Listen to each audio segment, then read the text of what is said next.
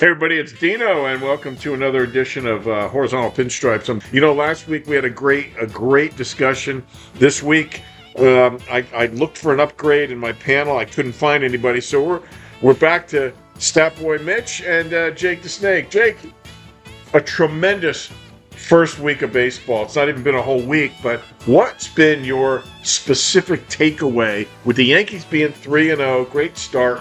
What's the one surprise that really jumped out at you? I don't know about surprise, but Cam Schlittler's dominance is continuing into 2026. It was great to see in that second game following Max Fried. I agree. Mitch? Yeah, Maxie and Cammy were great. I want to touch on Judge just real quick. I know he Be careful, because that'll bring in another restraining order. Yeah, right. I know, he had the 4Ks first game, but then he bounced back immediately. Back-to-back games with home runs. He's looking good.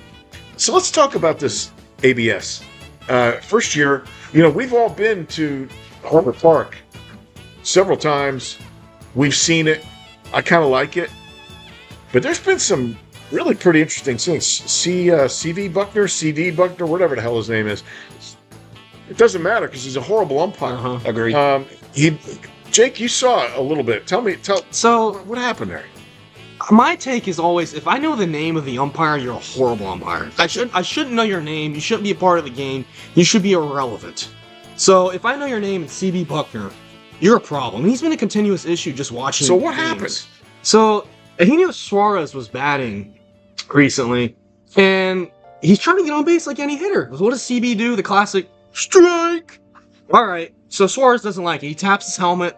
They go to the board. Shocker. It's a ball. Suarez was right. All right. Next pitch is delivered. Catcher catches the ball. What does CB do? Strike. What does Suarez do? He calls BS on this, taps his helmet, and they go back to the board. These are back-to-back pitches, folks. And what is the result? Shocker. Suarez is correct, and he grants access to first base. We also saw, Mitch, you had mentioned in our group chat, where Salvador Perez had a similar incident with the umpire of that game as well. I don't know his name, but CB Buckner's in a different pedestal. Correct. Salvi knows the zone. And then we can also look at Aaron Judge, where he worked a count after activating ABS and then hit a freaking missile. So I like ABS. You like it? I like ABS. I'm a fan of it because it takes away the what ifs and, oh man, Jazz is now pissed because he struck out with runners in scoring position. He should have been on first base by now with the walk. Now know.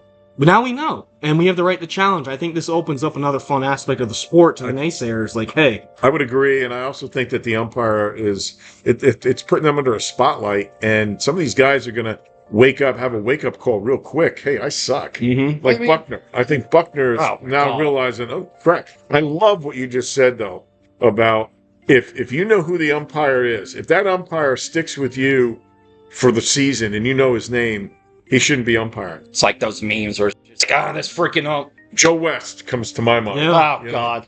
Glass Diaz is another. Oh, Yeah. But I think the other fun part of the new ABS implementation with MLB is that as all teams, they try to strategize and come up with the best plan to win the game, especially in this analytical age we're in. We're going to find out, and they mentioned this in the first game with the Yankees, what catcher is the best at utilizing these challenges. Wells looked pretty good. He did. I mean, we're going to find out what catchers. This is another edge. People want to say, well, we're going to lose framing, capabilities of framing. Well, we're adding another aspect to the game as well. Who is the best catcher when it comes to the strike zone and really changing the at-bats? Not just the catchers, but the pitchers, the players as well. So When to use it, when to exactly. not. It's a strategy. Yeah, exactly. Dino, I want to ask you guys, both of you, about Judge, Game 1. How do you feel about that? Do you think the 4 strikeouts, he did not look great that first game. He looked like he was sleepwalking a little bit. It's his hometown crowd. I mean, he grew up like 90 minutes from there. It's the stadium he went to. It's the team he cheered for. He just came out of the World Baseball Classic. Do you think there's some lull there? Do you think that could be just like a little bit of a lag after being at that pinnacle of the World Baseball Classic? Now all of a sudden you're being jetted back around. It's baseball, you know? Yeah, I think just the adrenaline from the WBC is a factor, and also, I mean, even the veterans have first game jitters. So, that's true. that's true. very much a true statement. So, I mean, maybe, but I mean, he bounced back. He was Aaron Judge. Yeah. No. I think it's only natural, like you're saying, to have maybe a small little lull because you're coming from a peak, loud, raucous crowd in Miami, playoff atmosphere. You're playing for your country, a little passion there.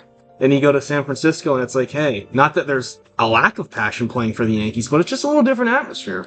It's natural. That's true. I agree. And if you look at Cal Raleigh with Seattle, I think he started out 0 for 7. I don't know if he's even gotten a hit yet. He's not got a hit yet. Not gotten a hit yet. I'm thinking, hey, here's a guy, World Baseball Classic, highly touted, played well, and now he's maybe having that same lull.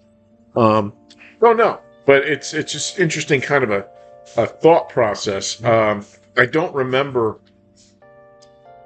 seeing that kind of situation much, but then again, back when I was coming up, we didn't have the World Baseball Classic, so just spring training. Just that's it. One thing I'd like to mention, touch on the first game of the year, was Max Fried. The game started off and Logan Webb's out there dealing. I mean, he's making everyone look bad. Aaron Judge's check swing can't even hold up. Looks like he's about to fall down. You don't ever see that out of him. I honestly Logan thought Webb was locked first. in. I'm like, here we go. And Max Fried is kind of fighting a little bit out there. Yeah, I honestly thought that Webb was going to outduel him at first. The first 3 or so innings, 2 to 3. And then Fried just locked in. Now, he didn't have but 4 strikeouts, but I mean, 6.1 first game of the year. My takeaway from him that game was Webb, I think that's just kind of first game of the year. We know he's an ace. But for Fried, I think that's just another sign that he is that ace. He is that co-ace to Cole, and that's why he's earning that money of the highest paid lefty starting pitcher. When he comes out opening day, doesn't quite have his A stuff from the start, but he's able to manage and work around that and end up putting up a nice little stat line. You look at guys, aces throughout the league, throughout history. The best time to get Tom Seaver, first inning. Mm-hmm. The best time to get Greg Maddux, first inning. Yeah. Pedro Martinez, first inning. Steve Carlton, all of them. All these guys, with all the wins, all the accolades, all the Cy Youngs, the best time to get these guys is in the first inning because they're trying to find their rhythm. They're trying to find their stuff, what's working. They're making adjustments on the fly. Because when you come from the bullpen, warming up for your start to the game, like you were saying, there's jitters. Things don't always translate from the bullpen to the mound. Correct. So now all of a sudden, hey, my fastball's popping. Everything's. Remember your comment about touching up on Judge? Here come the sirens now. Yeah, right? Yeah. You're going to be zip-tied in the back of a cruiser in a minute. They'd be all right. They'll give us a minute. But I'm just saying, I thought Fried did really well because you're right, Jake. He was fighting himself. I thought struggling to find that rhythm. He found it, and about the third inning, it seemed like he was locking in. And that first pass through the lineup, it looked to me like Webb started to come apart a little bit. His stuff didn't look as crisp, and we started to see him a second time, and we're making him pay a little bit. Yeah. I have another takeaway that I thought that really kind of struck me was our bullpen. Yeah. Oh my God. I mean, we didn't spend much money. What, like $1.50? Yeah. For a bag of chips. A bag of chips that Stanton couldn't open. Yeah, right. I mean, who are the additions? It's just really like a Rule 5 draft guy and, a guy from the Rockies. That's about it, right. Change-wise. And I was really, and granted, it's 3 games in, so anything can happen, but I was not expecting anything. And then you look at Duvall, you look at Bird. These guys were train wrecks last season. And every time they came out of the bullpen to pitch last season, I cringed. I don't see that yet. These Duvall looks like a different guy. Bird looks like a different guy. Yeah, Bird, he was solid game 1. I want to focus on game 2 because the entire pitching staff absolutely performed. You had Cammy. He went 5 1/3. That's fine. But he had 8 strikeouts in just 5 1/3. Then you had Fernando Cruz. He shut it down. He had a walk, but he got out of the 6th. Timmy Hill, 2 Ks, shutout inning.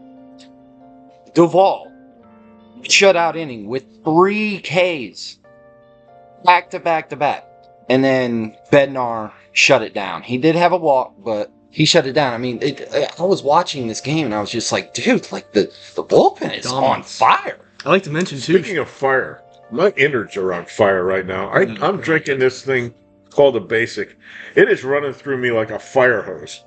I got a feeling I might be putting this whole thing on pause because of lower intestinal distress. I'm just saying. But the hospital's right over there. So it is true. If we gotta take you to the hospital, we will. So Bird, I thought, has reclaimed himself. He looks really pretty good, and I was actually watching him in the post game interviews. Dude is real serious. I mean, he's just like kind of understated. Doesn't he's not very flamboyant. Like Rice, you can see Rice has some fun and he's smiling. This guy Bird looks like he might be a serial killer. Yeah. Well, it kind of reminds me of Cam Schuttler. Well, when they got Jake Bird at the deadline with Bednar and Duvall, his ERA was 3 point. I forget what the remainder was. It was a respectable ERA, and he had an amazing first half. But then, come post All-Star break, he fell off an absolute cliff, and he became a project for the Rockies, and then now the Yankees. And the Yankees, I think, view him as more of a Tim Hill potential reclamation project. Well, I'll tell you what. I think the Yankees pitching. I don't know where they go. It's probably someplace tucked away around Area 51. Yeah. And they bring these guys in, and they come out A different person. Yeah, that's honest to God true. Now, you were saying Schlittler looked 8 strikeouts, 5. I don't really so much care about the strikeouts. I got to be honest with you. I'd rather you pitch than throw. Deeper into the game. And in the first game, if you can give me 5, 6, I'm good. I mean, he had like 65 or so pitches too, strict pitch count, so he could have gone deeper on a traditional day. But what I'm saying, they ticked him up too over last year. He was touching 100 pretty regularly. Mm-hmm. Last year he did too, but I thought he looked like a different pitcher as well. I felt he was more of a complete pitcher this season. This first outing, his stuff looked crisper. His secondary stuff looked a little bit better. Yeah. Where I think last year he was getting away with just ungodly stuff and just blowing fastballs by people. He's still doing that, but anybody will tell you a major league hitter can turn around a fastball of any speed. They catch it on the bat and it's going to go. But I think that secondary stuff needs to play well for Cam throughout the season. And if this is any indication, his first start, like Mitch was saying, I think we're in for a real treat. I think this guy might be the real deal. Yeah, Cam, I'm glad that you mentioned that because they mentioned on the broadcast that his fastball moves 3 different ways. Yep. And that's great. Where it's going? Yes, he's got the 4-seam, 2-seam, and then the cut fastball. So you can time it up as much as you want, but then the ball is riding away from you. Absolutely. You have no clue. That's part of the magic with him. Yeah, and like you said when we talked weeks ago, he's a cold, calm killer on the mound. So some of his comments. Post game is awesome. I love it. He's kind of he's like stoic. Yeah, he's a statue, bro. I'd like to mention too the broadcast, along with the different fastball variations. They had mentioned how his own quotes leading to this game where he wanted to, like you mentioned, Ron, be a little more efficient, pitch by pitch each batter, because we kind of witnessed last year, very effective nonetheless, but his pitch count would get ticked up. He'd eventually strike the batter out, but it'd be like a 8 pitch a batter, so it wasn't as efficient as he could be. So I like to see him saying things like that to me, like, hey, I'm looking to still improve upon last year and be a little more efficient. I was thinking about it last night. and his demeanor almost reminds me of like prime Corey Kluber, even when he threw the no-hitter for us, because there's no emotion whatsoever. He threw a no-hitter, no emotion. That's how I feel about Cammy, because he's just up there, he's going to do his job, he's going to walk to the dugout. But I love the comments that he makes. I saw something on Twitter where all he said after his start, keep hating on us. Well, he's got that chip on his shoulder. And to broaden this discussion a little bit, you look at all the crap that Cashman was taking. We didn't get this guy. We didn't get that guy. We didn't even try for this person. I was one of them, but at the same time, I think we all were. And granted, we're 3 games in. Anything can happen, but it's hard to knock him right now. I mean, this team really does look the part early on, but not just on the wins and loss column. Last year, in every offensive category, we were number 1. We didn't win the title, but we were number 1. We didn't have Cole. We didn't have, some of the pieces that we now are going to have. And we got rid of some of the pieces that, frankly, felt like an albatross around our neck. Of course, we're talking about Volpe. I really think Caballero is, in my opinion. Oh my God, he looks so good. Look at the way Caballero and Jazz are working together up the middle. And I'm glad you mentioned that. It's like lightning. It's efficient. It's fantastic. But I'm going to say this: it's not just on the field that I'm seeing this. There is a chemistry on this team. It's the energy. It is. And my daughter, who is a Yankees fan, called me and said, this team reminds me of the 98 team. Really? And I said, what do you mean, the 98 team? It's quite the statement. It is. And I said, they won like 190 games. And she said, no, it's not on the field. She said, I remember those interviews, and I remember you could genuinely feel that they loved each other. And she says, that's got to make a difference, Dad. It's got to. I think this is a team that Cashman was aware was had a special makeup. And they wanted to roll it back and maybe just add a couple little tweaks and careful tweaks. So who'd they add? They added Caballero, trade deadline guy. But Caballero, if you've listened to him talk, he's so happy. He exudes happiness. I could tell right away he was going to become a clubhouse favorite. So I think there's something real special here. Yeah, going back to what you said about Cabby last week, he's excited to be in New York. He's excited to be part of the team. Like he's just that guy. And the way, like you said, where he goes after the ball more than Volpe does. Those double plays yesterday that those two made, insane. I mean, he's like putting everything on the line for this team. And again, with his energy, I love him. I think to touch on your point, Ron, or at least your daughter's point as well, with the chemistry of this team, and like we've mentioned numerous times, it's only 3 games in. It's only going to get better as the season goes on.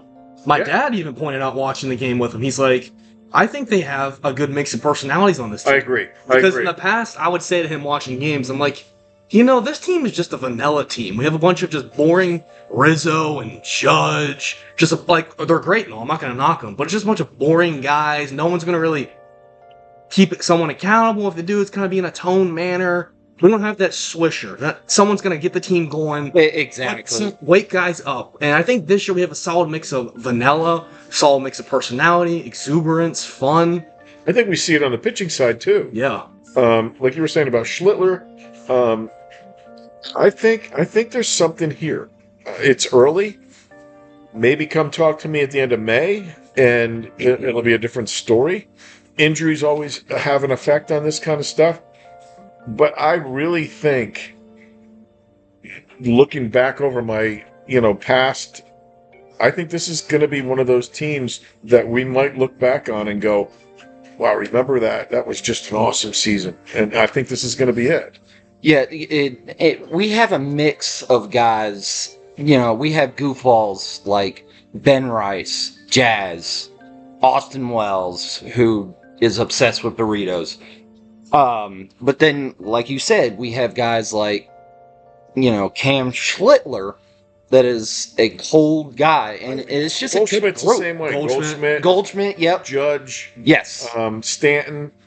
But then you've got Grissom. I think Grissom is another one. Very chill, calm. They're just really laid back. I think maybe it's just sometimes you want to put the paddles on them just to make sure that there's still a heartbeat. But I don't know that we're going to have to see that so much this year. So I'm kind of excited. I want to pivot off of this because I mentioned Stanton. Stanton started out pretty strong. Yeah. Guy can't open a bag of chips, but apparently can hit a ball. And that's fantastic. Yeah. But how many games in, Jake, before his wheels fall off? You know, there's no telling with Stanton. As we joked last podcast, that he could walk off the bus and boom, 15-day IL right there. Who do they bring up if he goes down? All right, Stanton gets hurt hypothetically here. I think they might have to dip into that deep depth of that outfield in Scranton. They've got a lot of guys roaming around down there, and Spencer Jones and Dominguez, and I think we'll come to find out who the org really views as of today, who they think is better for the moment, Dominguez or Jones, if Stanton gets hurt.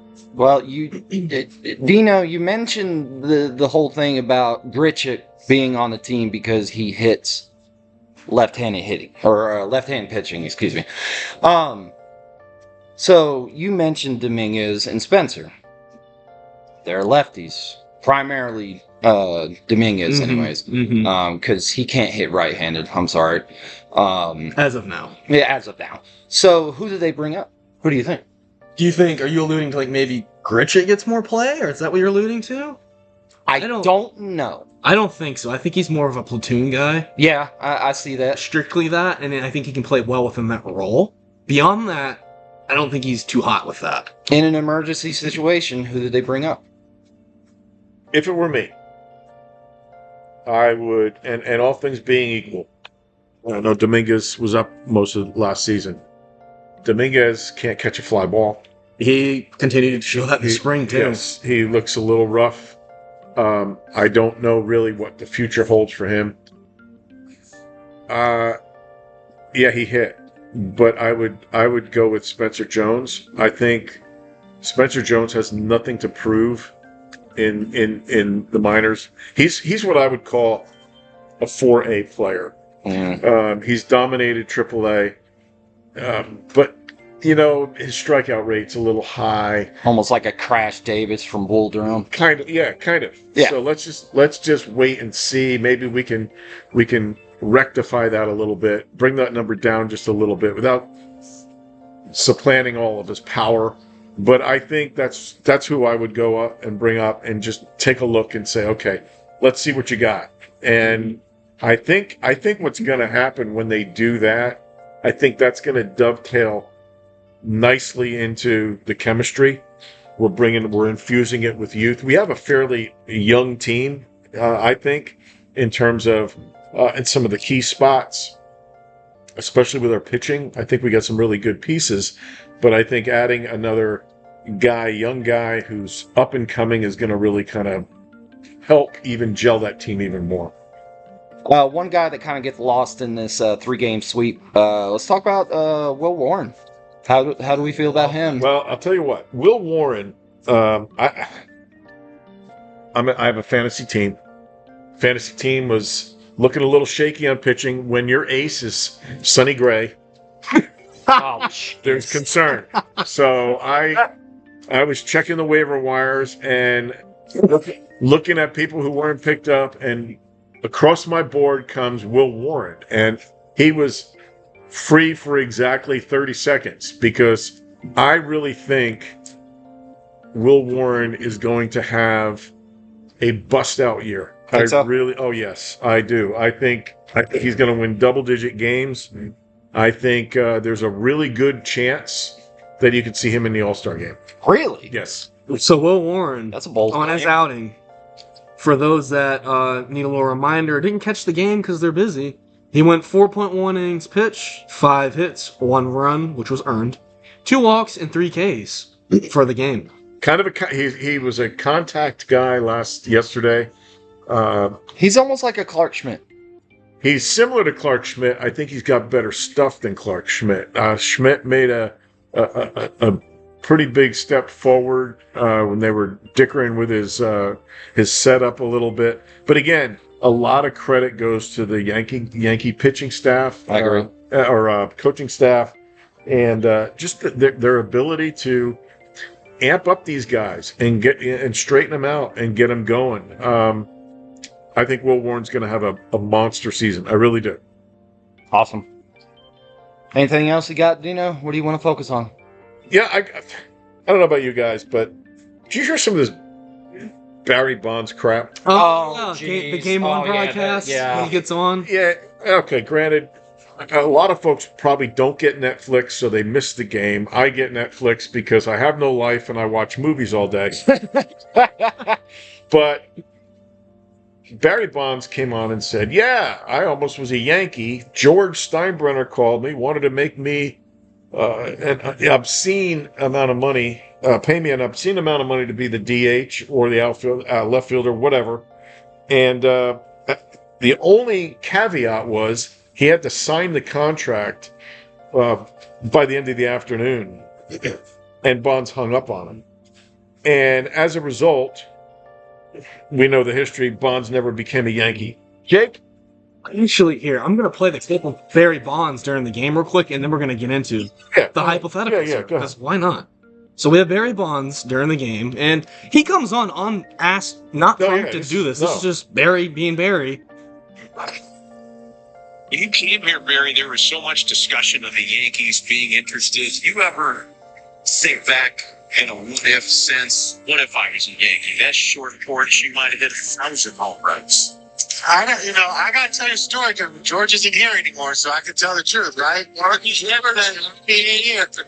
Well, I would have been the Yankees, but Steinbrenner got on the phone and they called us. They told me, Barry, we're going to give you the money, the highest paid player at that time, but you have to sign the contract by 2 o'clock this afternoon. And I said, excuse me? And I just hung the phone up. Wow. And I went to go get lunch, and my, Dennis Gilbert, my agent, they were like, what? Do you know what you just did? I'm like, did you know what he just said? I just said, forget it. And I went to go by the time I walked down the street to go get lunch, I said, let me just think about this. The Giants called me, and I said, I'm going home. So there's the clip of Barry during the game, as you mentioned, Ron. And who knows how much is as the truth? No one will know. George isn't here, and now it's just Barry's side of the story. But if we're playing hypothetical here, if Barry became a Yankee, that changes a lot. I mean, what do we do? Does Paul O'Neill ever become a Yankee? I mean, that changes the whole outfield. True. That's a good point. The chemistry of the clubhouse. Barry's a little controversial sometimes. Little. Yeah, I know, right? So, who knows? Granted, he posts. He puts up stats like no one did. Absolutely. Who knows? He changes the demeanor of the team, and who really knows what happens? But I think a lot would go differently. Exactly. Well, Matt Vasgersian talk. I think that was about Matt. Yeah, that was Matty V. Talking about, you might have hit 1,000. Well, I actually did a little digging and ChatGPT'd this thing. And they said he probably would have hit more like 850 home runs, maybe another 100 more than he would have normally, because they laid over the stadiums together and looked at his spray chart. Like I said, he could have challenged Sadahara for the most in professional baseball. As much as I dislike Barry Bonds for a whole bunch of reasons, I sat there and thought, well, I've been a lifelong Yankees fan. Would I have liked to see Barry Bonds in pinstripes? The answer is yes. It is yes. It is yes. But you're absolutely 100% right. What does it how does it change the demeanor of the club? Does Paul O'Neill never play with the Yankees? Does it affect the signing of A-Rod? Does it? I mean, are there different things that get changed that could have a detrimental effect on some of our pennant wins? I don't know. Because Barry went to San Francisco right before the strike, right? I think so. Yeah.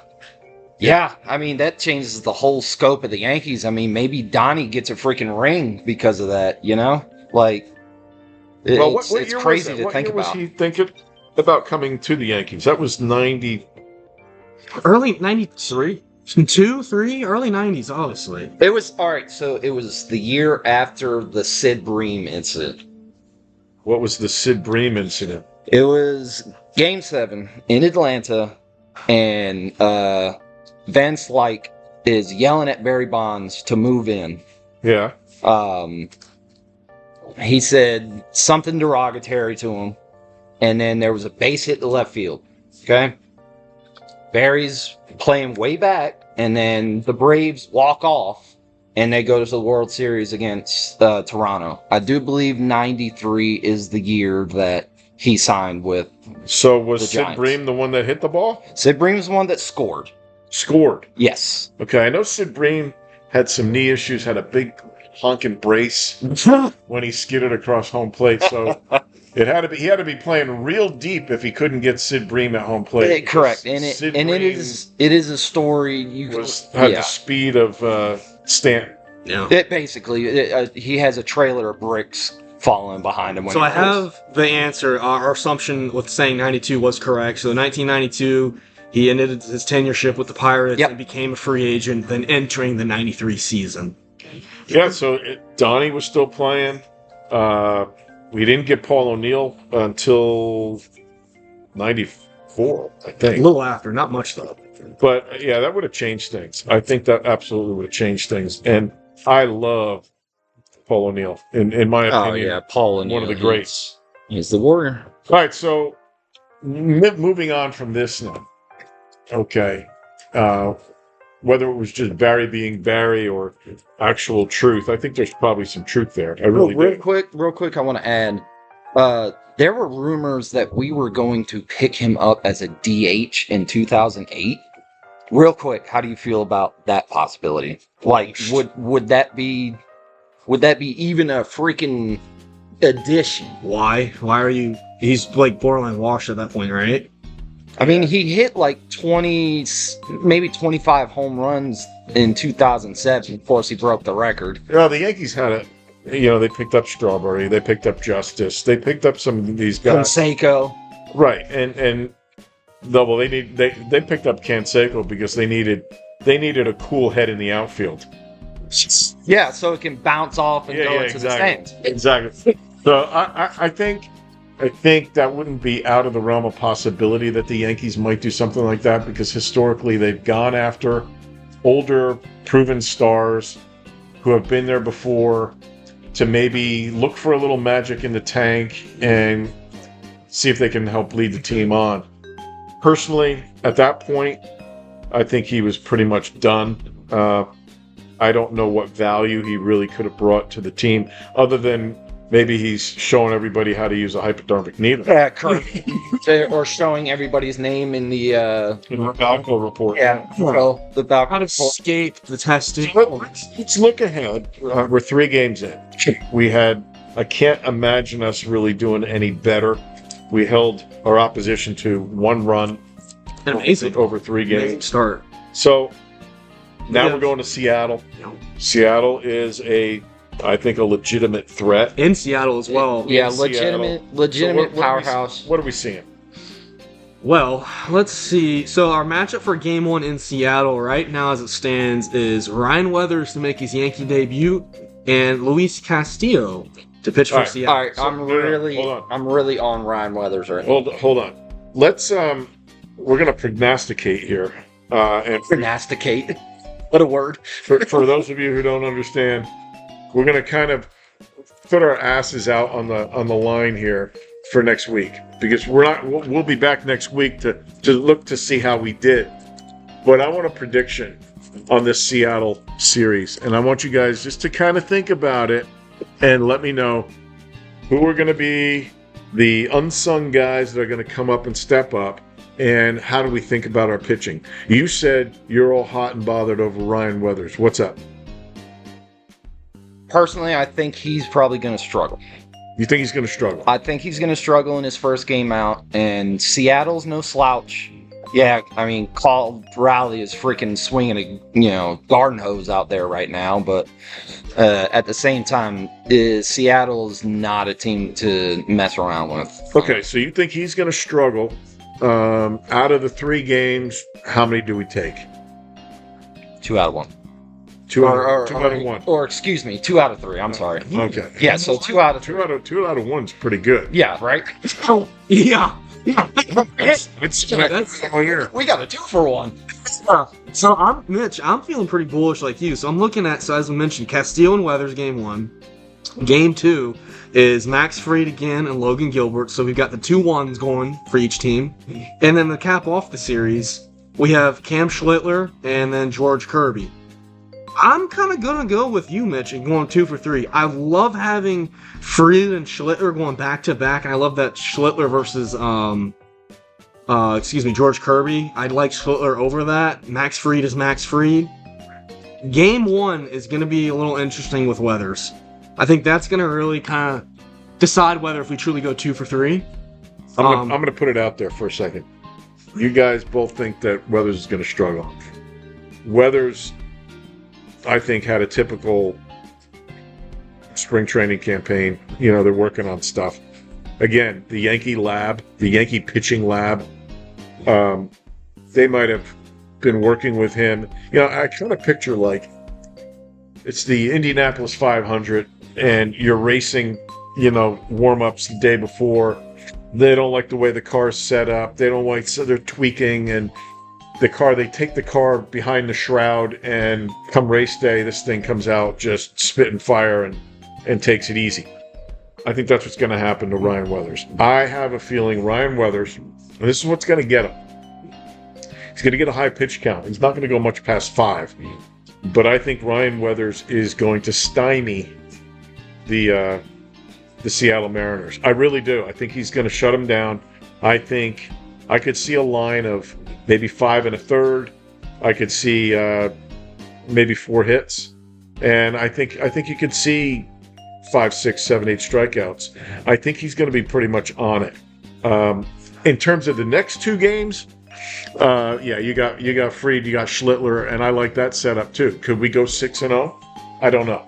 Very, very possible, but I foresee 5-1.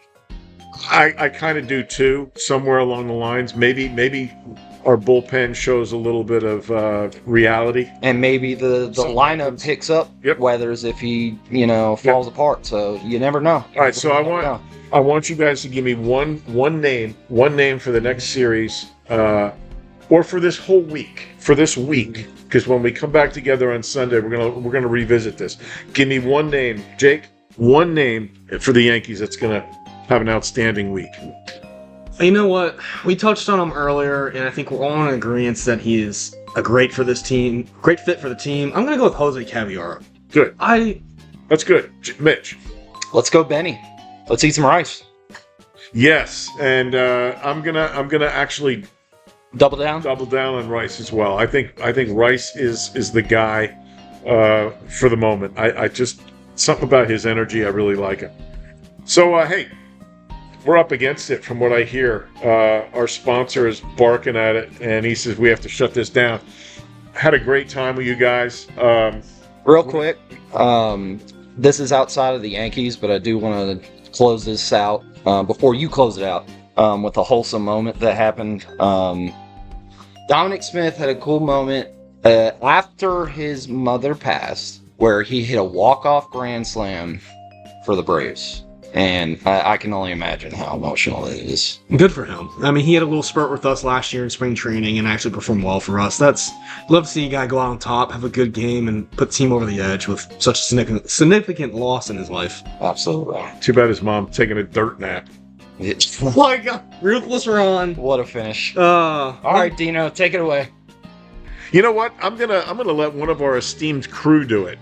Jake the Crime Dog, take us out, buddy. Well, folks, we end off a wonderful week as the Yankees go 3-0. We head in Seattle for a fun series. We look forward to getting together again next time to talk about what is going on in the Yankee world. So until next time, folks, don't forget to like and subscribe. Throw a little comment in the comments section where you think Ron's an asshole, or no matter what you're thinking. a little something in there. What you want to hear next time, any players to comment on, and we'll read them and try and do the best we can. Look forward to... Hope you get a date out of it. Right. We won't mind that. Till next time, folks, Horizontal Pinstripes out. Take us out, Mama. Let's go, Yankees.